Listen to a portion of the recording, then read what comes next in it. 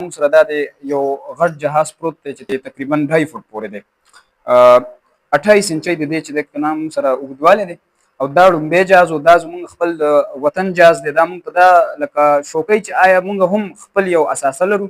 JF-17 Thunder او د دې په باره کې به بله یو خبره وکړم چې دا هم JF-17 Thunder دی چې لکه 2.5 فوټو ته نږدې دی او دا هم چې کوم دی نو JF-17 Thunder دی چې جسټ 8 سانتي میټر دی. خو د دې پاکستان د دې نه مخکې ګاونډي ملک بهارت سره څه کشیدګي راغلې وه چې په هغې کې بیا اپریشن وشو نو د هغې کې هغه جهازونه استعمال شول. د هغې نه پس د دې په آرډر کې یو خصوصي طور هغه اوچتوالی راغلی دی چې اټک کې مقابله وکړه د ایګزیبیشن یعنې کې نمایش و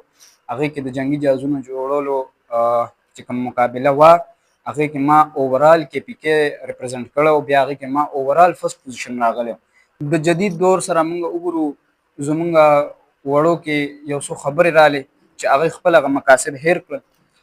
وایپ یا ویپ یا داسې مختلف قسمه نشاور څیزونه هغوی لاسو کې واخیستل بغیر مطلب د اوزارو نه بغیر هغوی چې د نورو څیزونو په لړل د قلم اوچتولو نه د بالپن لاس اخیستلو نه کتاب راغستلو نه علاوه هغوی چې د نورو خبرو باندې شروع شول. نو حکومت او خاص طور سره حکومت نه علاوه هم زموږ په دې معاشره کې داسې با اثر افراد دي چې هغوی 2-3 کسان هم ټاله شي نو هغوی دې نوجوانانو ته داسې ټیکنیکل سکلز ورکولی شي چې موږ دنیا ته وګورو نو خلک لګیا دي ټیک ټاک نه او د مختلفو پلیټ فارمز نه چې دی نو په خپل ټیکنیکل سکلز باندې پیسې ګټي او ډېرې بې انتها پیسې ګټي او موږ خلک ټیک ټاک چې موږ ټیک ټاک هم جوړو نو ځان مړ ورکړي. حالانکه ټیک ټاک شه یا نور فیسبوک پلیټ فارمز دا چې دی نو دا لږ دا تخلیقي کارونو لپاره دی. نو زه به دغه ویل غواړم چې نن سبا ځوانان چې کوم دي نو یو خدای ډېر زر رالوی هم شلل د 14-15 کالو ځوان سره موبایل هم دی هر یو څیز ته هغه ته چې دی نو مطلب اپروچ دی